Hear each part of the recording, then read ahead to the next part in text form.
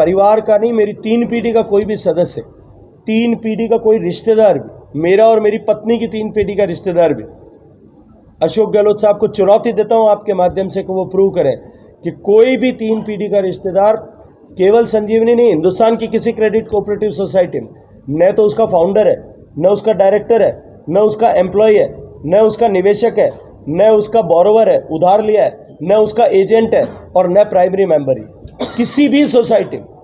और गहलोत साहब जिन लोगों के साथ में बैठ कर के घड़ियाली आंसू बहाते दिखाई देते हैं, वो सारे के सारे लोग, मैं चैलेंज के साथ में कहता हूं, मैं एक एक आदमी प्रूव कर सकता हूं, क्योंकि वीडियो में खुद उन्होंने कहा है वो उसके एजेंट थे। एजेंट पैसा लेकर के आया, उसने अपना कमीशन खाया और उसके बाद में सोसाइटी में मिसअप्रोप्रिएशन होकर के डूब गए। उसके दोषी जो है वो एजेंट है प्राइमरीली कि नहीं? उस एजेंट के साथ में घर में बिठा करके गहलोत साहब चाय पी करके नाश्ता करके और ये राजनीति करते हैं साहब, दुनिया सारी समझती है सबको। तो इसलिए इस समझ को समझ करके हम सब लोगों को आगे आचरण और व्यवहार करने की आवश्यकता है। आ रहा था तब रास्ते में फतेहगढ़ में रुका तो वहाँ किसान उद्वेलित थे, शिव में रुका तो वहाँ 3 दिन से किसान धरने पर बैठे थे और अपनी फसल की बर्बादी को देख करके जो किसान खून के आंसू रोते हुए वहाँ एकत्रित होकर के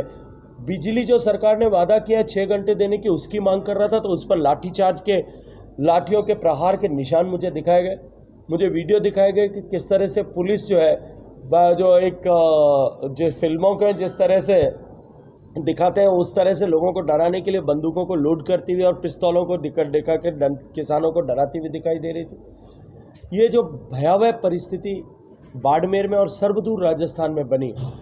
एक तरफ किसान परेशान है, बेहाल है और खून के घूंट पीने के लिए मजबूर है, दूसरी तरफ जिस तरह से फसल बीमा योजना में कोऑपरेटिव में घोटाला हो रहा है उसके कारण से उसे आशा की कोई भी किरण दिखाई नहीं देती। तो इस तरह से पूरी तरह से अराजकता का माहौल राजस्थान में जो बना है, जिस तरह से राजस्थान में महिला, दलित, युवा सभी लोगों अपना भविष्य अंधकार में देखते हैं, इस अंधेरे से उजाले की ओर ले जाने के लिए भारतीय जनता पार्टी ने ये परिवर्तन संकल्प यात्रा प्रारंभ की है। और मैं विश्वास के साथ में कह सकता हूँ, क्योंकि मैं पहली यात्रा के श्री गणेश के समय में पहले दिन सवाई माधोपुर में था, दूसरे दिन बेणेश्वर धाम से लेकर के जो यात्रा प्रारंभ हुई उसके साथ मैंने प्रवास किया और पिछले 2 दिन से रामदेवरा से लेकर के आप बाड़मेर तक आपके साथ में आने तक मैंने प्रवास किया है। मेरा जो अनुभव है उसके आधार पर मैं ये कह सकता हूँ कि भारतीय जनता पार्टी की संकल्प यात्रा को जिस तरह का समर्थन मिल रहा है, आपने देखा बाड़मेर शहर में किस तरह से स्वागत हुआ,